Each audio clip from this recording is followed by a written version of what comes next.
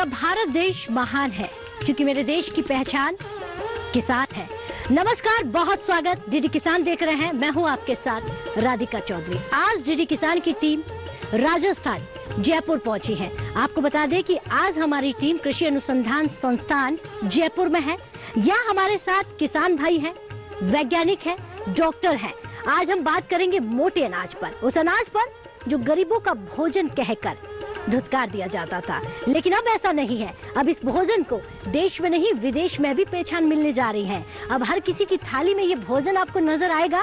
मोटे अनाज का जो बना हुआ भोजन है वो हर आम आदमी खाते हुए नजर आएगा। लेकिन हमारे किसान भाइयों के पास हम पहुंच गए हैं। यहाँ तमाम राजस्थानी किसान बैठे हुए हैं, एक्सपर्ट बैठे हुए हैं। सबसे पहले सबको राम राम मेरा।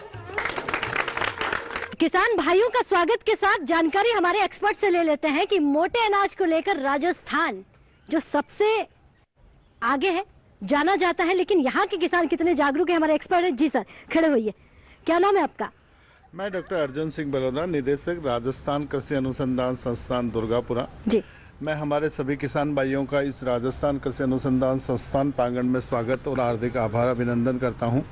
आज हम जैसे मोटे अनाज पे बात करेंगे।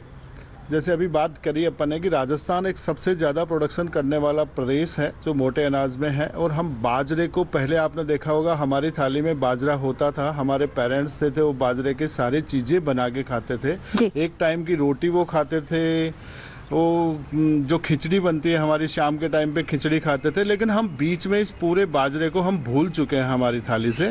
तो अभी जो यूएनओ ने 2023 को ईयर ऑफ द बाजरा मनाया है भारत के कहने से, इतने सारे देशों ने इसको माना है, तो भारत का भी इस पे बड़ा एम्फेसिस है कि हम इस बाजरे का उत्पादन को कैसे बढ़ा के जो न्यूट्रिटिव फूड है हम कैसे स्मॉल लेवल तक, कैसे हम छोटे गाँवों तक कैसे लोगों को कन्विंस करें कि जिससे ये बाजरा वापस उसी फूड प्रोडक्शन में आया जैसे लोग पहले प्रेफर करते थे। जो लोग बीच में भूल गए थे वो वापस कैसे शुरू करें। तो इस मिलेट ईयर में हमने दुर्गापुरा का अनुसंधान संस्थान पे भी 6 और 7 मई को एक प्रोग्राम किया था। उसमें हम बाजरे से बनने वाले जो भी बायो प्रोडक्ट्स हैं उनको भी हमने यहाँ डिस्प्ले किया था। और लोगों को हमने एक मैसेज दिया था कि बाजरे से पहले हम रोटी और खिचड़ी ही बना पाते थे। उस बाजरे और उसके जो स्मॉल मिलेट्स हैं, 5 ज्वार, रागी वगैरह से को मिला के हम कितने बायो प्रोडक्ट बना के को न्यूट्रिशन की प्रॉब्लम को दूर आउट कर सकते हैं। जैसे हमारे राजस्थान कृषि अनुसंधान संस्थान ने भी 2 बायोफोर्टिफाइड वैरायटी पैदा की हैं। आजकल आईसीआर का और हमारे अनुसंधान का मोर एम्फेसिस चला गया कि हम कैसे इन सीरियल्स को और इन मोटे अनाजों को बायोफोर्टिफाइड में कन्वर्ट कर सकते हैं, जिसमें हमने आयरन और जिंक को बहुतायत में दिया है। और ये आयरन और जिंक ज़्यादा अगर अनाज में रहेगा तो इसको हम मिड डे मील में इंक्लूड करने की कोशिश कर रहे हैं। उस मिड डे मील से जो गाँव के बच्चे हैं और जो महिलाएं हैं उनमें जो कुपोषण की बीमारियाँ होती हैं बहुत ज़्यादा, उनको हम कैसे रिलीफ दिला सकते हैं। तो बहुत धन्यवाद आपका, बहुत अच्छी जानकारी दी। तालियां हो जानी चाहिए भाई हमारे एक्सपर्ट्स के लिए कि धीरे धीरे मिलेट्स यानी मोटे अनाज, बाजरा आपकी थाली से गायब होता जा रहा था, लेकिन अब ऐसा नहीं है। अब वापस वो चलन जो है शुरू होने वाली है। हमारे साथ देखिए चौपाल में महिलाएं भी हैं, तो राजस्थान में भी चौपाल चर्चा में महिलाएं बैठती हैं, चर्चा करती हैं। जी, क्या नाम है आपका? मेरा नाम सुमन सेपट है। मैं यही किसान परिवार से कालक से आई हूँ चौपाल के अंदर। मैं अपने जो विशेषज्ञ हैं उनसे ये पूछना चाहूँगी कि जो बाजरा जो हम लोग पहले खाते थे, हम पर अब जो हमारे छोटे बच्चे हैं वो बाजरे की रोटी को पसंद नहीं करते हैं, खिचड़ी को भी पसंद नहीं कर सकते हैं। तो मैं इसके द्वारा जानना चाहूँगी कि उसके द्वारा हम क्या क्या उत्पाद बना के हम अपने बच्चों को स्वादिष्ट और पौष्टिक खाना खिला सकते हैं। जी चलिए, बहुत अच्छा सवाल। ये हमारे एक्सपर्ट जवाब देंगे जो वहाँ पर बैठे हैं। या जी सर, आप बताइए, जो बच्चे अब इस भोजन को बिल्कुल भी स्वीकार नहीं करेंगे तो ऐसे में दूसरा क्या तरीका है? देखिए, बच्चे जो मैंने बताया अभी आपको, एक तो हम बायोफोर्टिफाइड वेराइटीज़ पैदा कर रहे हैं जिसमें आयरन और जिंक बहुतायत में होगा। और दूसरा, पहले हम रोटी और खिचड़ी पे ही जाते थे, लेकिन मैंने बताया कि बाजरे से सारे बायो प्रोडक्ट्स बनना शुरू हो गए हैं। और भारत सरकार ने एक कृषि प्रसंस्करण पे भी प्रोजेक्ट्स बनाए हैं, जो हमारे राजस्थान में भी 100 ऐसी प्रसंस्करण यूनिट्स लगेंगी जिनमें हम बाजरे से क्या क्या बायो प्रोडक्ट्स बना सकते हैं। और मैंने जैसे आपको अभी बताया था कि दुर्गापुरा अनुसंधान संस्थान पे भी हमने एक स्कीम चालू की थी जिसमें हमने सारे प्रोडक्ट, जिससे हम नमकीन बना सकते हैं, पास्ता बना सकते हैं, नूडल्स बना सकते हैं, न्यूट्रिटिव भी हैं। और बच्चों को शायद उनमें टेस्ट भी ऐसा क्रिएट हुआ है, उनकी पैकिंग्स भी इतनी स्मार्ट है कि वो बच्चे आने वाले दिनों में उसको काफ़ी प्रीफर करेंगे। चलिए, बहुत अच्छा। यानी कि अब बच्चों के लिए बिस्किट्स भी है, चॉकलेट भी है, इडली भी है। जो चीजें आप दूसरे नजर से देख रहे थे वो आपको मोटे अनाज में भी मिल जाएगी। किसान भाइयों से जान लेते हैं जो तमाम यहाँ पर बैठे हुए हैं। जी आप खड़े होइए, क्या नाम है आपका? इंद्रराज। क्या करते हैं इंद्र जी आप? मैं किसान हूँ। अच्छा, किसान में खेती बाड़ी में क्या करते हैं? खेती बाड़ी में सारे जो भी राजस्थान में जो क्रॉप्स होती हैं वो हम लोग सब लगाते हैं। जैसे अभी इस टाइम पे बाजरा हमने लगाया है। जी। ये बाजरा पहले से लगा रहे हैं या अभी सरकार इस पर बड़ा ध्यान दे रही है, तो आपने भी सोचा हम भी कुछ देकर देखें, कुछ फायदा हो सकता है? नहीं मैम, ऐसा है कि हमारे तो पुरखे बाजरे की खेती करते आ रहे हैं और पहले सर्दियों का जो समय होता था वो हम लोग सब बाजरा ही खाते थे सर्दियों के समय में। लेकिन थोड़ा सा एक मेरा सवाल ये था कि आज के समय में जैसे राजस्थान जो है वो राजस्थान में गर्मी बहुत ज़्यादा होती है तेज़, तो क्या हम बाजरे को गर्मियों में भी उपयोग कर सकते हैं? ऐसी कुछ वैरायटियां हैं, क्योंकि हमारे पुरखे कहते थे कि ये गर्मी शरीर में ज़्यादा करता है। तो मेरा एक सवाल है साहब से कि इसका क्या गर्मियों में हम लोग इसको यूज़ कर सकते हैं? ठीक है, चलिए। ये बात सत्य है, क्योंकि मैं भी राजस्थान से हूँ। बाजरे का आटा आप ज़्यादा दिन तक नहीं रख सकते, वो खट्टा हो जाता है। अगर आप उसे ज़्यादा समय तक रखेंगे तो वो खराब हो जाता है। ऐसे में गर्मियों में वो उसको कैसे रख सकते हैं, कैसे उसे उपयोग में ले सकते हैं? जी आपका नाम? मैं डॉक्टर LD शर्मा, प्रभारी बाजरा परियोजना यहाँ दुर्गापुरा जो हमारा एक्रिप है उसका इंचार्ज हूँ मैं।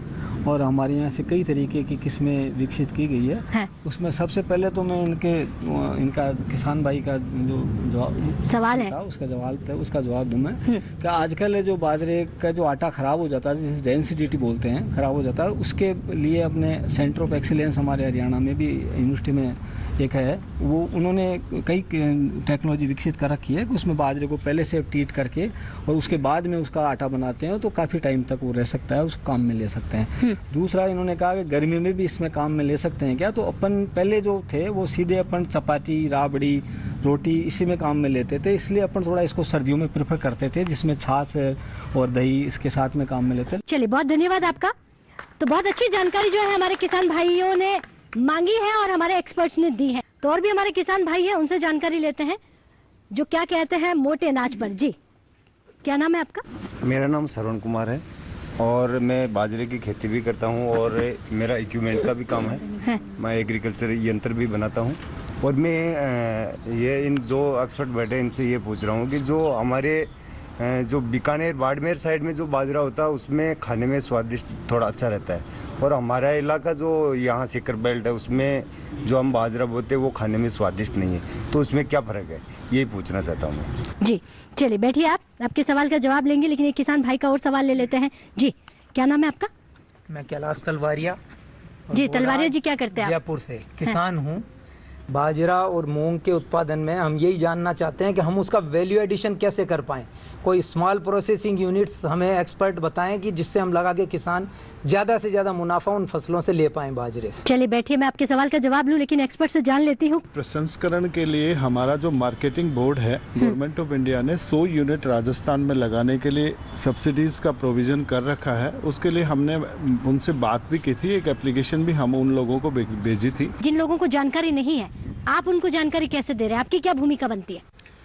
बीइंग ए डायरेक्टर राजस्थान कृषि अनुसंधान संस्थान दुर्गापुरा, और मैं भी एक छोटा सा पार्ट्स हूँ कि इस मिलेट के कैसे मिलेट और मिलेट के प्रोडक्ट्स और इन स्मॉल मिलेट्स को हम कैसे एनहांस कर सकते हैं, उसी के थ्रू हम प्रसंस्करण यूनिट अगर राजस्थान में लगाना चाहते हैं तो मैंने बताया कि सरकार का मार्केटिंग बोर्ड के पास 100 यूनिट का पैसा पड़ा है। वो चाहे अकेला फार्मर जा सकता है उनके पास, और वो किसी FAO के थ्रू उनसे कॉन्टेक्ट कर सकता है। वहाँ एक एप्लीकेशन फॉर्म लगाना पड़ेगा, उसके बाद में वो अपनी प्रसंस्करण की यूनिट लगा सकता है, जिससे वो जितने भी प्रोडक्ट्स बनते हैं उनको बना के मार्केट में सेल कर सकता है। चलिए बहुत धन्यवाद आपका। Thank you. तो एक किसान भाई का सवाल था कि बाड़मेर में होने वाला बाजरा और इस बेल्ट में होने वाले बाजरे का जो टेस्ट है वो बदल जाता है, ऐसा क्यों? जी सर। हाँ, मैं प्रदीप सिंह शेखावत हूँ। राजस्थान कृषि अनुसंधान संस्थान में मैं पादप रोग वैज्ञानिक के पद पर कार्यरत हूँ। जी जैसा कि किसान भाई ने पूछा कि हमारे सीकर जिले में जो बाजरा लगाते हैं उसमें थोड़ी मिठास ज़्यादा है, बाड़मेर में जो मिठास कम है, और बाड़मेर में जो मारवाड़ में लगता है उसमें मिठास ज़्यादा है। तो ये थोड़ा बहुत भौगोलिक वातावरण का फ़र्क पड़ता है। जिस प्रकार का वातावरण होता है उसके अनुरूप बाजरे की पकाई होती है। वहाँ का जो स्थानीय जो बाजरे की किस्में होती है, जो लोकल जिसको हम देसी बाजरा बोलते हैं, उसका भी थोड़ा फ़र्क है। लेकिन ऐसा कुछ भी नहीं है। बाजरे की जो पौष्टिकता है वो लगभग सारे बाजरे में जो सामान्य पौष्टिकता होती है वो बराबर होती है। लेकिन अभी जैसे आपने बताया कि जब से कोविड काल के बाद में हमारे स्वास्थ्य के प्रति हम बहुत ज़्यादा सजग हो गए हैं और ब्लड के अंदर आयरन की जो अल्पता पाई जाती है हमारे बच्चों में, बड़ों में, तो हमारे जो ये जो जिनको आप मोटे अनाज बोल रहे हैं, हाँ। खासतौर से बाजरा, उसमें आयरन की मात्रा बहुत ज़्यादा होती है। तो सामान्य पोषकता है वो तो बराबर है, लेकिन क्योंकि हमारे स्वास्थ्य के लिए जिंक की ज़्यादा मात्रा चाहिए, आयरन की ज़्यादा मात्रा चाहिए, तो अब जो हमारे वैज्ञानिक है जो किस्में बनाते हैं वो अभी इस प्रकार की किस्में बना रहे हैं जिनमें इन पोषक तत्वों की अधिकता हो जी, और ताकि इनके जो वैल्यूएडेड प्रोडक्ट हो, जो जिनके गुणवत्ता वाले जो अधिक गुणवत्ता वाले जो इनके प्रोडक्ट हैं वो तैयार कर सकें। और जिस प्रकार से अभी जो बच्चों की फूड हैबिट है, जो आदत है उनकी खाने की, उसके अनुरूप उनके उत्पाद बना सकें। और ऐसे बन रहे हैं बहुत सारे उत्पाद, और उनके इस्तेमाल से और हमारा जो मेन उद्देश्य है मोटे अनाज को बढ़ाने का, उसमें हम सफल हो पाएंगे। चलिए, बहुत धन्यवाद आपका। तो थोड़ा टेस्ट बदल सकता है लेकिन गुणवत्ता में कोई फर्क नहीं आने वाला है जी। सर पर पगड़ी है आपके, और राजस्थानी अंदाज में राम राम कहें तो आप क्या करते हैं? राम राम सा। हाँ। मेरा नाम साला राम है, मैं फुलेरा तहसील का जेतपुरा गांव का निवासी हूँ जी। मेरा व्यवसाय कृषि है, खेती किसानी। इसमें बाजरे और मुख्य फसल है बाजरा और मूंग। अच्छा, एक बात बताइए, पहले तो ऐसे कहते थे बाजरा कौन खाता है, और आप भी कभी कभी सोचते होंगे कि बाजरा ज़्यादा भाव में नहीं जाता है, बाजरे का ज़्यादा चीज़ें नहीं बनती है। अब क्या लग रहा है जब सरकार कह रही है कि बाजरा जो है मोटा अनाज है, सबसे ज़्यादा खाया जाए? हाँ, आज मालूम चल रहा है कि इतने दिन तो हम बाजरे को पशुओं के लिए चारे के लिए बोते थे, बाजरे की फसल हो। हाँ। भाई चारा हो जाए पशुओं के लिए और अपन कुछ खाली सर्दियों में। हाँ। अब आप एक्सपर्ट बता रहे हैं कि ये प्रोडक्ट और बन रहे हैं, तो हम जानना चाहते हैं कि क्या क्या प्रोडक्ट है, कौन सा हमें फसल भी बाजरे का चारा भी मिले और इनकम भी बढ़े हमारी, ऐसी कौन सी वेराइटी है वो है हम। लेकिन आज ये तय कर रही है अब उसको पशुओं का चारा नहीं बनाना है। नहीं, पशुओं का चारा भी होना चाहिए, हमारे बाजरा भी होना चाहिए, लेकिन उसकी महत्वता समझ में आई। चलिए, बहुत धन्यवाद। बैठिए, आपके सवाल का जवाब भी देंगे एक्सपर्ट जी। क्या नाम है आपका? मेरा नाम श्यामेंद्र शर्मा है। हाँ। और बेसिकली मैं फार्मर हूँ। यहाँ जो एग्रीकल्चर एक्सपर्ट्स बैठे, मैं एक्चुअली ऑर्गेनिक फार्मर हूँ।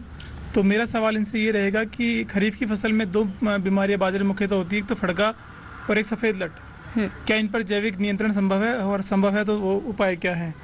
और दूसरा कि जैविक जो उत्पादन ले रहे हैं, क्या उसका बाजार भी सरकार में उपलब्ध करा पाएगी जिसका हमें उचित मूल्य, सही मूल्य मिल पाए? ठीक है, चलिए तो हमारे एक्सपर्ट से जान लेते हैं। देखिए, फसल उगाना ये आसान है, लेकिन उसमें कई तरह की बीमारियां लग जाना, उससे कैसे निजात पा सकते हैं? जी सर। देखिए, बाजरा वैसे ऑर्गेनिक फूड ही है, ऐसा कोई हम उसमें ज़्यादा पेस्ट डिजीज नहीं लगते हैं। लेकिन अभी किसान भाई ने पूछा कि उसमें वाइट कर्व और एक दूसरा पेस्ट लगता है। देखिए, सफ़ेद लट इस अनुसंधान संस्थान पे एक बड़ी परियोजना चल रही है जिसके द्वारा हम इस सफ़ेद लट का निदान बिना किसी दवाई के भी कर सकते हैं। तो मेरी किसान भाइयों से ये रिक्वेस्ट है कि एक फिरोमोन हमने डेवलप कर रखा है।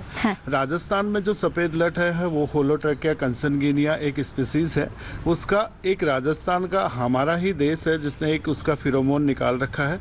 इस अनुसंधान संस्थान पे वो फिरोमोन हम फ्री ऑफ कॉस्ट लोगों को देते हैं, और उनसे एक रिक्वेस्ट करते हैं कि after first shower of the monsoon की अच्छी बरसात के बाद जैसे ही इसके भंवरे जमीन से निकलते हैं, वो फिरोमोन आपको लगाना है 15 मीटर की रेडिएशन पे। चलिए, बहुत अच्छी जानकारी, धन्यवाद। आप बैठिए। तो राजस्थान से चौपाल चर्चा चल रही है, वक्त हो गया एक छोटे से ब्रेक का। ब्रेक के बाद फौरन हाजिर होते हैं, आप कहीं मत जाइएगा।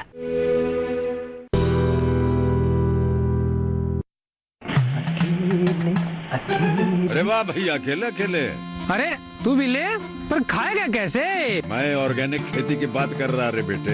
अकेले अकेले खेती कब तक करेगा? मतलब गांव में 20-25 किसानों का समूह बना के पंजीकरण करवा ले, फिर सरकारी ट्रेनिंग भी मिलेगी और मुफ्त जैविक बीज खाद भी। फिर बीजीएस ऑर्गेनिक की सरकारी मोहर के साथ तेरी उपज आकर्षक पैक में पहुंचेगी बड़े बाजार तक। अच्छा? हाँ। अरे भाई, कहाँ चल दिया? सबको साथ लाने, आमदनी बढ़ाने। तो किसान भाई समझ गए ना? साथ मिलकर ऑर्गेनिक खेती कीजिए, अपनी परंपरा को आगे बढ़ाइए, ज्यादा मुनाफा कमाइए। माटी से प्रेम की परंपरा है परंपरागत खेती।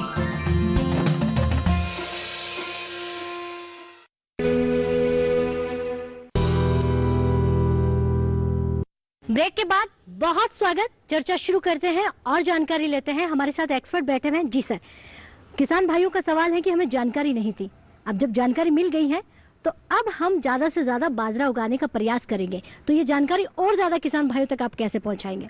देखिए, किसान भाई की जो प्रश्न है बहुत हमारे लिए वैज्ञानिकों के लिए बहुत उत्साहवर्धक है कि किसान भाई को पहले जानकारी नहीं थी, चाहे वो दूरदर्शन के माध्यम से हो, चाहे वो टीवी के माध्यम से हो, चाहे रेडियो के माध्यम से हो, अब उनको जानकारी हुई है।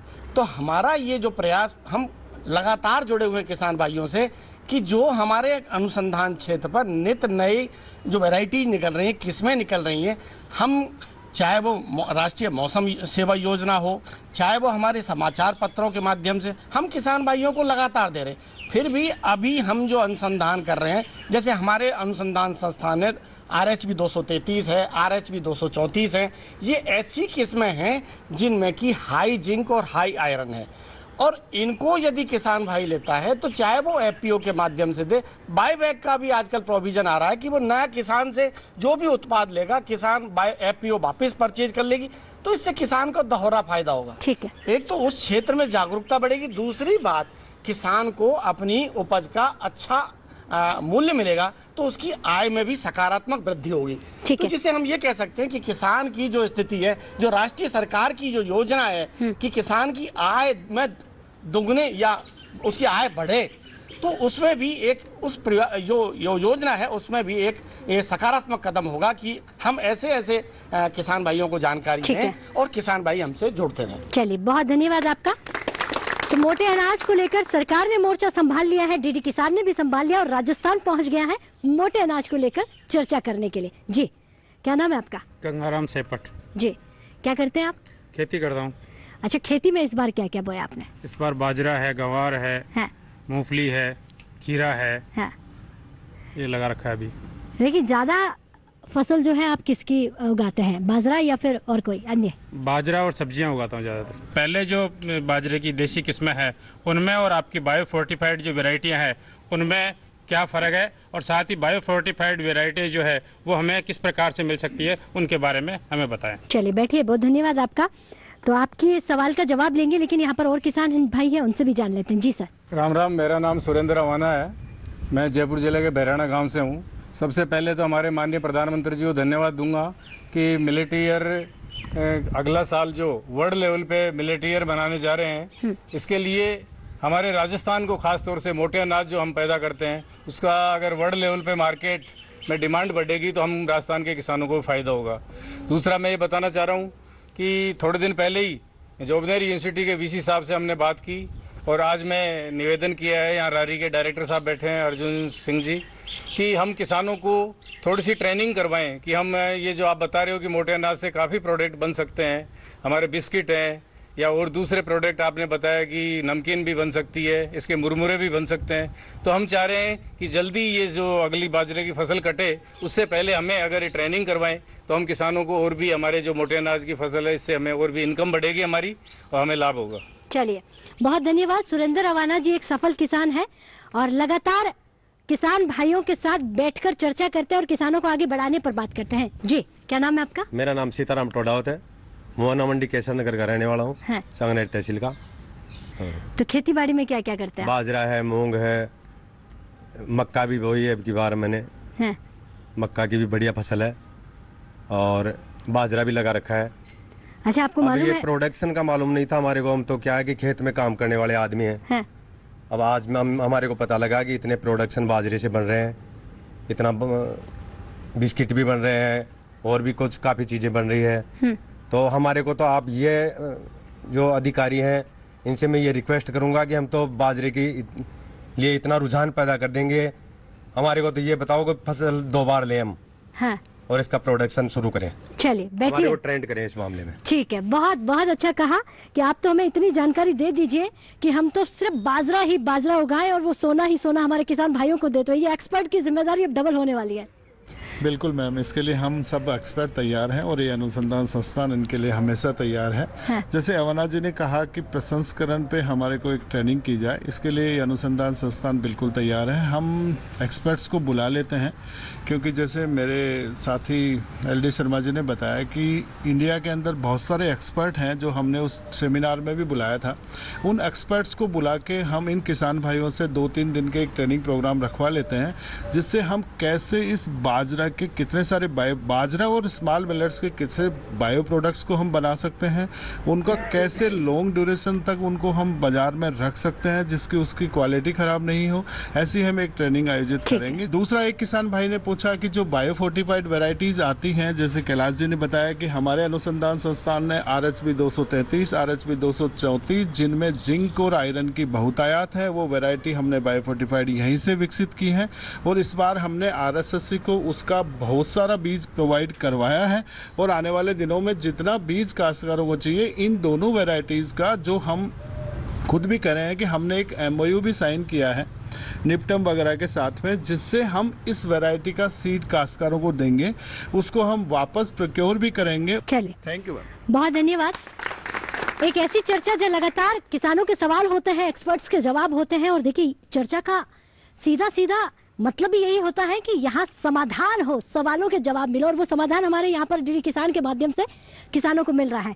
मैं रामनारायण चौधरी, गांव बछड़ी, तहसील जयपुर, जिला जयपुर का रहने वाला हूँ। हाँ। हम पूर्व से हमारे बुजुर्गों से खेती करते आ रहे हैं, आज भी खेती पे निर्भर है। हमारा पूरा परिवार खेती पे निर्भर है और हम खेती करते आ रहे हैं। मोटे अनाज की जैसे हमने जो बातें सुनी है, इसके लिए हमारी बड़ी खुशी है। और हमारे यहाँ अभी जो साहब ने जो बताया कि प्रोग्राम हुआ था, उसमें मैं भी आया था। जो बाजरे की जो कई बिस्कुट वगैरह चीज़ें बनाई थी, उसको मैं भी खा के चेक किया था, उसमें बहुत टेस्ट था। और वो चीज़ों के लिए मैं इनको बहुत धन्यवाद देना चाहता हूँ। लेकिन मैं आपके चैनल के संदेश से मैं ये आपको किसानों की ओर से बताना चाहता हूँ कि यहाँ के राजस्थान के जो किसान है वो इतने मजबूत किसान है। आपको जो वैरायटी, जो बाजरा जो चाहेगा, वो जितना उत्पादन आपको चाहेगा उतना बाजरा मैं गारंटी से कह सकता हूँ आपको मिल जाएगा। लेकिन हमारे राजस्थान के अंदर सबसे बड़ी पानी की बहुत कमी है। अगर राजस्थान इसको, जैसे केंद्र सरकार हमारे को राजस्थान को अगर नदियों से जोड़ती है, तो मैं आपको विश्वास दिलाना चाहता हूँ कि आप बाजरे के आप चाहो वो अनाज मिल जाएगा। यहाँ के किसानों की ओर से मैं आपको संदेश देना चाहता हूँ। क्या नाम है आपका? मैं खेमाराम चौधरी, ग्राम गुड्डा कुमावतान, जयपुर से जी। मैं आज से 20 साल पहले बाजरा और गंवार और मक्का की खेती करता था, परंतु धीरे धीरे हम इस खेती को छोड़ करके दूसरी खेती, संरक्षित खेती पे आ गए। परंतु मैं विश्वास से कहता हूं कि जिस प्रकार से बाजरे की जगह मक्का ने ली है, मक्का की वजह हो गई उसको वो सीख करके, कच्ची सीख करके मार्केट में बिक रही है, उस कारण से मक्का का मार्केट ज़्यादा बढ़ गया। मैं हमारे अधिकारियों से, राजस्थान सरकार से रिक्वेस्ट करता हूं कि जिस प्रकार से मक्का सीखी जाती है, उसी प्रकार से अगर बाजरे के भुट्टे को भी अगर कच्चे को सेक करके अगर अपन मार्केट में भेजेंगे तो मेरे हिसाब से किसानों के दुगने या 4 गुना पैसा मिल सकता है। परंतु वो तभी मिल पाएगा अगर थोड़े हमारे अधिकारी कुछ ऐसे जोन बनाए जिसमें एक साथ वो बाजरे की फसल की बिजाई करे और एक साथ ही उसकी तुड़ाई करके, उसकी सिकाई करके, पैकेजिंग करके उसकी प्रोसेसिंग यूनिट में भेजा जाए। तो मेरा मानना है कि इस बाजरे के लिए बहुत सारे किसान वापस से इच्छुक हो जाएंगे, क्योंकि ये वैरायटी विलुप्त हो चुकी थी। इसकी जगह जो मोटे अनाज में मक्का थी, वो आज भी मक्का की जगह भी जो स्वीट कॉर्न है वो किसानों को बहुत अच्छा पैसा दे रही है। तो मैं अधिकारियों से यही रिक्वेस्ट करता हूं कि मोटे अनाज में मक्का के साथ में जो स्वीट कॉर्न से अभी हमारे इस क्षेत्र के किसानों को बहुत अच्छा पैसा मिल रहा है, क्योंकि वो कच्ची 30, 35, 40 रुपए किलो बिकती है। तो वैसे ही अगर बाजरे को भी अगर सिकाई करके अपन मार्केट में देंगे तो वो खाने में भी अलग टेस्ट है, क्योंकि आप सब लोगों ने कच्चा बाजरा सेक करके खाया होगा और उसका स्वाद ही अलग, टेस्ट अलग होता है। तो उसको अगर पैकेजिंग पे लेकर के जाएं तो मेरा मानना है कि बहुत अच्छा होगा। चलिए, बहुत अच्छी जानकारी दी आपने, बहुत धन्यवाद। तालियां हो जानी चाहिए भाई हमारे किसान भाइयों के लिए। एक सवाल था, वो एक्सपर्ट से ले लेते हैं कि शंकर बाजरा और देशी बाजरे में क्या फर्क है। जी सर। ये किसान भाई, 2-3 किसान भाइयों ने पूछा है ये कि जो पुराना बाजरा लगाते थे हम, देसी बाजरा है, आजकल शंकर बाजरा है, इनमें क्या फ़र्क है। मैं ये थोड़ा सा बताना चाहूँगा कि शुरुआत में जब अपने पास खेती जो शुरू हुई बाजरे की, तो जो भी बीज अवेलेबल होता था किसान के पास वो लगा लेता था, और उससे क्या था कि हर साल उसकी पैदावार कम होती जाती थी। फिर उस पर रिसर्च जब शुरू की तो अपना एक ही उद्देश्य था कि ज़्यादा से ज़्यादा पैदावार कैसे मिले, जिसमें चारे की पैदावार और दाने की पैदावार, उसी पे ध्यान दिया। लेकिन अब चूँकि पैदावार 40-50 क्विंटल पर हेक्टर मिलने लग गई, तो अब भारत सरकार का समझ लो, राज्य सरकार का पिछले 3-4 साल से रुझान जो हुआ है वो है बायो फोर्टिफाइड पे, यानी कि उसके पोषक तत्वों की मात्रा उसमें बढ़ाई जाए। और मैं थोड़ा सा ये बताना चाहूँगा, अभी बाड़मेर से जो पूछा किसान भाई ने, भाई बाड़मेर में जो लोकल है उसका टेस्ट है, तो अभी जो हम बायो फोर्टिफाइड हाइब्रिड बना रहे हैं, देश में 3-4 सेंटरों पे बन रही है। 2 हाइब्रिड हमारी है, 2 हरियाणा की है, 2 महाराष्ट्र की है। तो जो ये लोकल मटेरियल है उसी को स्क्रीन करके, उसी का एनालिसिस करके, उसमें आयरन, जिंक, प्रोटीन जो है, कैल्शियम, फास्फोरस, उसका लेवल देख के और उन्हीं से क्रॉस बना के नई वैरायटी डेवलप की है। तो जो टेस्ट आ रहा है वो नई हाइब्रिड का, वो पुराने जो इनका जो मटेरियल है जो बता रहे हैं लोकल, टेस्ट वैसा का वैसा ही है, उसमें पोषक तत्वों की मात्रा वही है।